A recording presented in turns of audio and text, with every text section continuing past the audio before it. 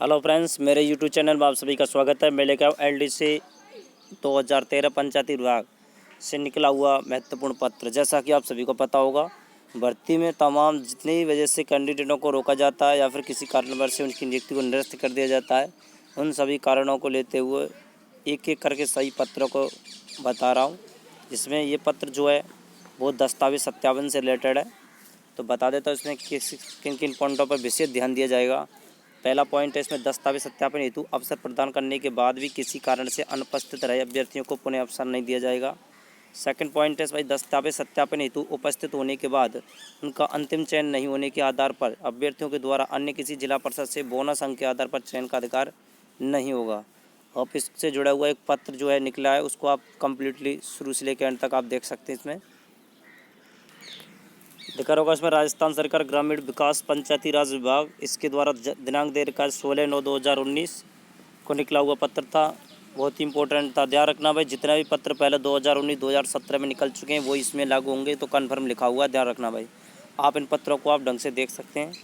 अगर ये समझ में नहीं आता है तो कोई बात नहीं, मैं इसको बाद में पूरी तरह समझा दूंगा। आप इसको एक बार पढ़ सकते हैं। इसमें विभागीय आदेश क्रमांक दे रखा है के द्वारा समस्त जिला परिषदों को निर्देशित किया जाता है कि कनिष्ठ लिपिक सीधी भर्ती 2013 की प्रक्रिया के संबंध में यह निर्णय लिया गया कि ऐसे अभ्यर्थी जो वर्ष 2013 में दस्तावेज सत्यापन हेतु, ध्यान रखना भाई, 2013 में दस्तावेज सत्यापन हेतु समुचित अवसर प्रदान किए जाने के बाद भी बिना किसी युक्त, ध्यान रखना भाई, एक तो ऐसा होता है सरकार की तरफ से उन्हें रोक दिया जाता है, या फिर कोई वैसे ही मतलब बिना किसी कारण के पता ही नहीं हो, या फिर आप से डेट निकल जाती है, तो इस कारण से अनुपस्थित रहे हों तो उन्हें वर्ष 2017 में पुनः प्रारंभ की गई प्रक्रिया में दस्तावेज सत्यापन का अवसर प्रदान नहीं दिया जाएगा। तो विशेष ध्यान रखना भाई कि 2022 में जो भर्ती इसके 4020 पदों पर होगी, तो आप विशेष टाइम टू टाइम ध्यान रखें, क्योंकि एक बार अवसर चले जाने पर पुनः अवसर नहीं दिया जाएगा।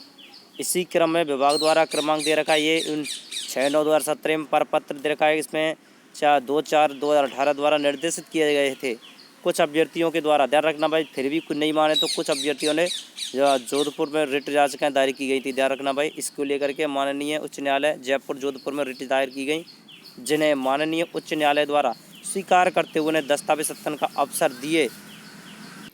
देख सकते भाई, याचिकाएं दायर की गई थी जिन्हें माननीय उच्च न्यायालय द्वारा स्वीकार करते हुए दस्तावेज सत्यापन का अवसर दिए जाने के आदेश दिए गए। माननीय उच्च न्यायालय के उक्त आदेशों के विरुद्ध विभाग के द्वारा दायर, अब देखो भाई, DVCBL स्पेशल अपील रिट इधर राजस्थान राज्य में अन्य वनिता बबीता चौधरी के अंतर्गत याचिका दायर की। माननीय उच्च न्यायालय जोधपुर ने पारित निर्णांक 12/3/2018 में याचिका खारिज कर दी और ये निर्देशित दिए गए थे। ध्यान रखना भाई, उच्च न्यायालय की तरफ से मतलब क्या कैंडिडेटों के पक्ष में कह दिया कि इनको अवसर दिया जाए, लेकिन उसके बाद क्या हुआ, रिट संख्या ये दिखा दे रहा है, इसको लगाने के बाद क्या कहा गया था इसमें आप देख सकते हैं कम्प्लीटली। उक्त प्रकरण विभागीय स्टैंडिंग कमेटी की बैठक जो 24/5/2018 को रखा जाने पर कमेटी द्वारा माननीय उच्च न्यायालय के निर्णय की पालना का निर्णय लिया गया।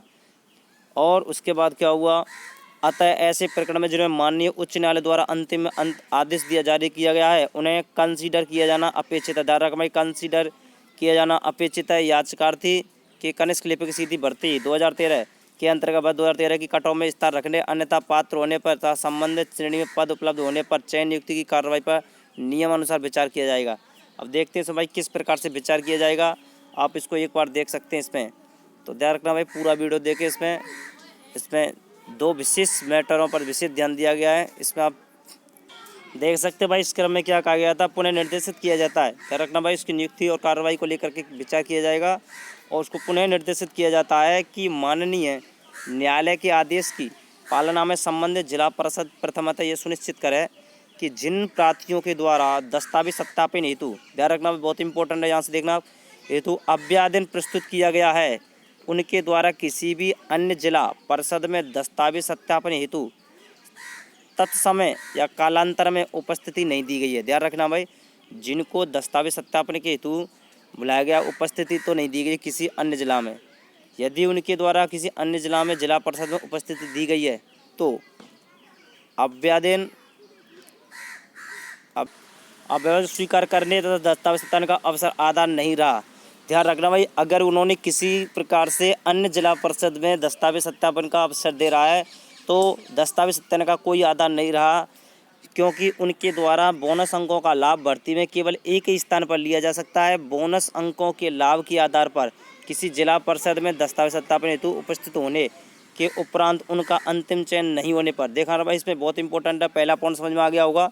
या किसी भी आधार से दस्तावेज सत्यापन में अनुपस्थित रहता है तो उसे अन्य जिला परिषद में बोनस अंक देने के आधार पर उसका चयन नहीं किया जाएगा, अर्थात उस पर विचार नहीं किया जाएगा। पहला पॉइंट था। दूसरा इसमें दे रखा भाई कि केवल और केवल कैंडिडेट एक ही जिला परिषद में एक ही बार बस बोनस अंक का लाभ ले सकता है, यानी अन्य प्रकार से किसी भी जिला परिषद में दूसरी जगह उपस्थित हुआ है तो उसे किसी प्रकार का लाभ नहीं दिया जाएगा। तो इन्होंने कहा उनके द्वारा बोनस अंकों का भर्ती में केवल एक ही स्थान पर दिया जाता है। बोनस अंकों के लाभ के आधार पर जिला परिषद में दस्तावेज हेतु उपस्थित होने के उपरांत उनका अंतिम चयन नहीं होने पर अभ्यर्थी द्वारा अन्य किसी जिला परिषद में बोनस अंक के आधार पर चयन का अधिकार नहीं किया जा सकता। अब इसका बहुत इंपॉर्टेंट है, ध्यान रखना भाई, इसको मैं बाद में समझाऊंगा, पूरा वीडियो देखें इसको, दोनों पॉइंटों को स्पेशल।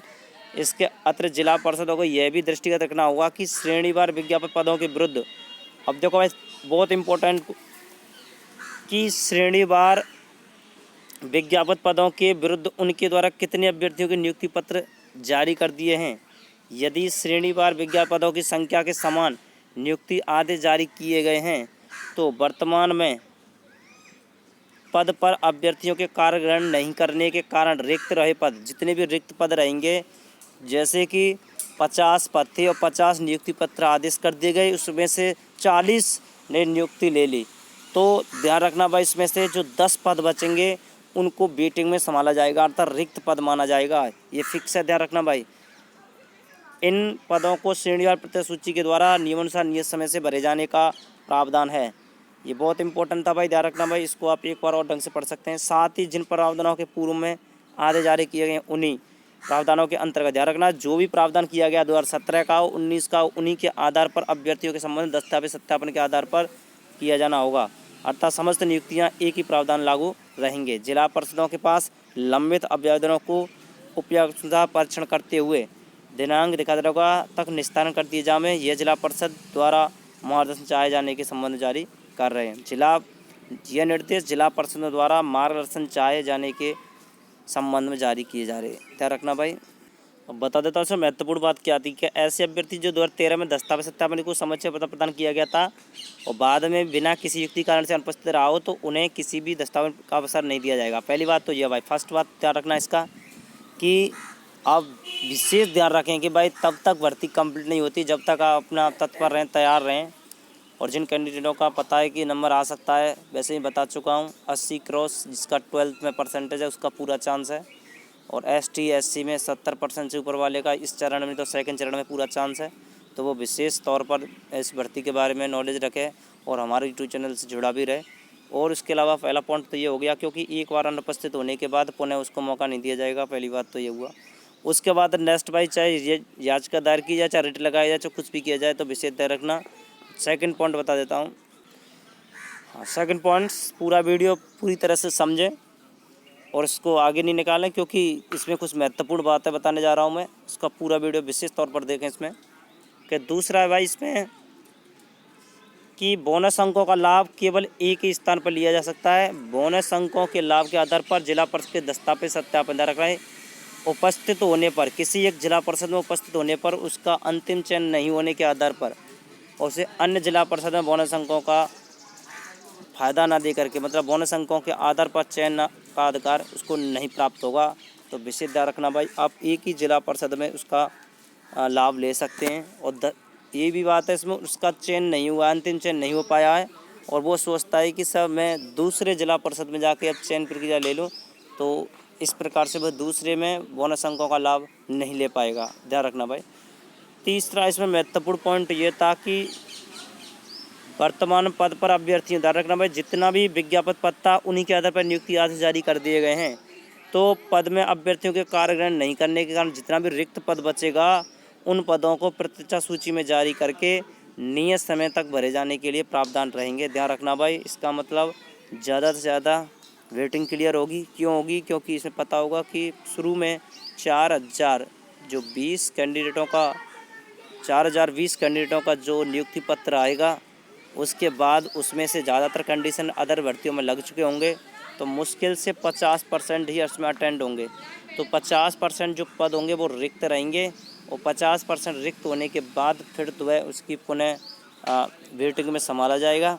6000 पद पहले और 2000 8000। तो इसका मतलब ये हुआ कि आपके पास कट ऑफ बहुत कम रहेगी और आप निश्चिंत रहें।